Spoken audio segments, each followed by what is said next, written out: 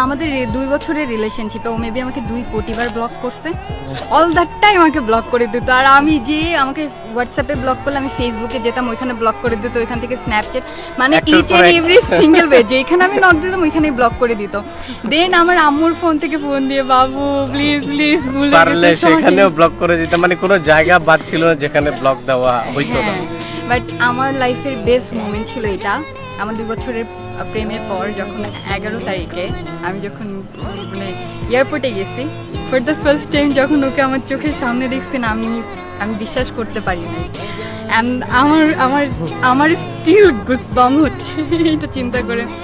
আমি যখন সামনাসামনি দেখছি, ও মাই গড, ভিডিও কলে ছবিতে যা দেখতাম সামনাসামনি এত কিউট ছিল, আমি লিটারালি এরকম করছি, ও মাই গড তুমি এত কিউট কেন। অ্যান্ড আমি এই কথা সারা জীবনে ভুলবো না। ও আমাকে প্রথম দেখার পর এত রোমান্টিক ভাবে বলছে, আল্লাহ কি বলছিল বলো বলো তুমি বলো। তুমি তো দেখছি মোবাইলের চেয়ে বাস্তবে বেশি কি